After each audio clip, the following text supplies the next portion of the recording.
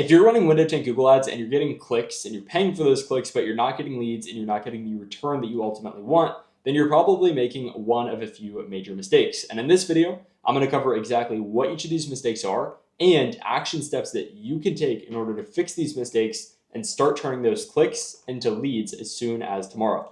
Now, the first major mistake that we see so many window tint shop owners make with their Google ads that causes them to get clicks and not leads is having a bad landing page. Now, there's a few subsections to this that can make your landing page bad, and the first one is going to be a slow load time. If you're running a landing page and it's taking 10 seconds for your page to load, every single click is going to go right off your landing page rather than wait 10 seconds just for it to load up and have a chance at filling out that form.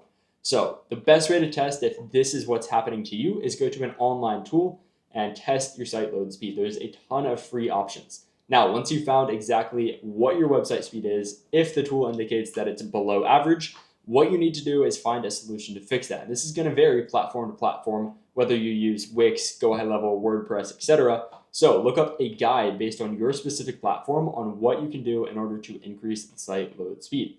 Now, that's the first section of the website or landing page mistakes. The second one is going to be a weak headline and subheadline combo that lacks clarity. When you're making your landing page headline, you need to be extremely bold and extremely clear on what you want the customer to do next.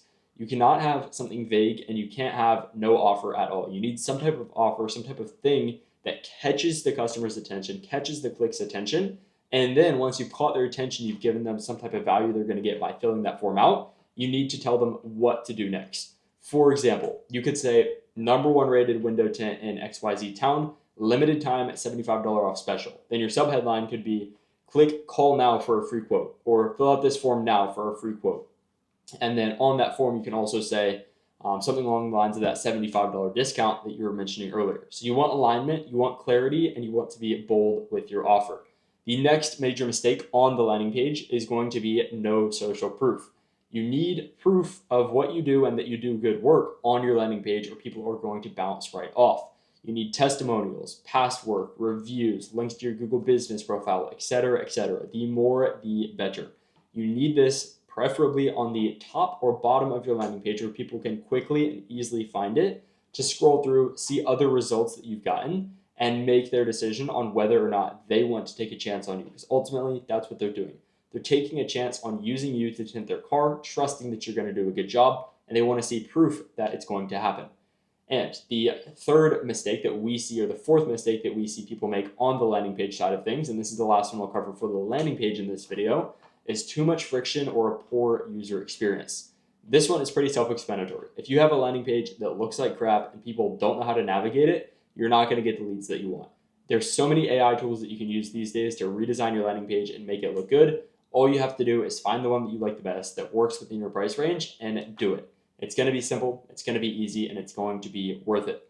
All right, so that's the landing page mistakes that we see most clients or most shops making when it comes to Google Ads. And as a quick side note here, while we're talking about landing pages or where you send the person, if you're sending your clicks to a website, you are wasting so much money. Nobody is going to click your Google ad, go to your website, and then navigate to a contact page and then fill out the form and then give you their info. Too much friction. You need to have a dedicated landing page where the whole goal is to get the info out of them. So that's a quick side note. Now let's move on to the next major mistake, which is improper search terms or keywords that your ads are showing for. So keywords is the first thing we'll start with on this subcategory. You need to make sure that the keywords are high intent in your Google ads. If your keywords are $99 tint near me, window tint in general, tint supply, you're not going to get conversions. You need high intent, long tail keywords. What this can look like is location, quality, window tinting professionals near me. You see the difference there? Window tint versus quality window tint professionals near me. Who do you think is more likely to not only click the ad, not only fill out the form, but also buy the service? Obviously, the second option. Now, the tricky part here is finding which long tail keywords have enough search volume in your specific area to actually bid on. So one example of a winning keyword that we've had in the past for a client over in Charleston, South Carolina, is top rated window tint shop in South Carolina near me. Okay, so that's one example of a winning keyword that you can use for your ads. And a lot of times what you're going to find is your keywords get very low search volume once you find those higher intent long tail words, but every time they show up, you're going to get the click and you're going to get the conversion. So even if there's only, say, 10 searches a month, if you have a 10%, 20% click-through rate as a minimum, 10 searches, 2 of them click, 50% conversion rate, that's an extra lead per month. And because it's such a long keyword, you're not going to have as many bids and you're going to have very cheap conversions, which is ultimately your goal with Google Ads. Now, the next major mistake is no negative keywords. You need to have negative keywords in your campaign, and you need to constantly optimize your keyword list or your negative keyword list to make sure that you're not showing for bad search terms. Some examples of this are DIY, how to, $99, ask ChatGPT. It's going to give you a great list. Make sure that you have this done. Make sure you're regularly checking your search terms and marking negatives where needed, and you're going to be good to go on that side of things. Then the third mistake that we're going to cover on the keyword side is the actual search terms that you're showing for. So keywords are what you're bidding on, and then inside of that, you're going to have search terms, which is what people actually are looking up when your ads pop up. This is, like I just mentioned, something that needs to be constantly monitored, and you need to make sure that you're showing only for keywords that you want to show for. And on top of this, you need to optimize based around the keywords or the search terms that are getting the most conversions. So this is something you should check very regularly, at least 2 to 3 times per week whenever you're running Google Ads, especially at a high budget. All right, so it's the keyword side of things in terms of mistakes. Now let's hop into one of the biggest mistakes that we see shops make, which causes them to get clicks but not leads. And that mistake is misalignment, not having consistency across your ads.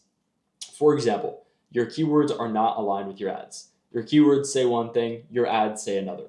So maybe your keyword is window tinting in Charleston, South Carolina, and then your ad says window tinting in Mount Pleasant.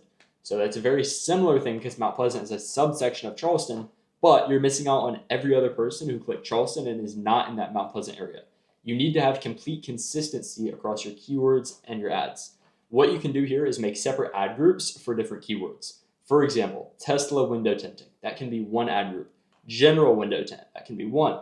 UV or ceramic window tint can be another, and you get the idea. You want to have ad groups with keywords and then ads based around those keyword groups under each ad group. This is going to allow you to have the most consistency possible, which gives you the highest click-through rate and the highest intent clicks, leading to a higher conversion rate. And on the topic of misalignment, not only do your keywords and your ads need to be aligned, but your ads and your landing pages also need to be aligned. So in your Tesla ad group, you want your landing page to be specific to Teslas. So maybe instead of #1 rated window tint in Charleston, call now for 75 off, you would do #1 Tesla window tint in Charleston, call now for 75 off, and add that customization in there, add the specific search that you're actually targeting inside of that ad group. So that is the third major mistake that we see most shops make with their window tint Google ads. So if you've been getting clicks and not leads, make these 3 changes, figure out which one is highest leverage for you, do that first, and watch as the results flip. Now, Google Ads is something that is very complicated if you're not sure what you're looking at. So if you do want extra help, then you can book a completely free one-on-one call with me. Just click the link down below. It's going to ask you to fill out a quick form. Then you're going to be able to schedule the time in, and I will talk to you there.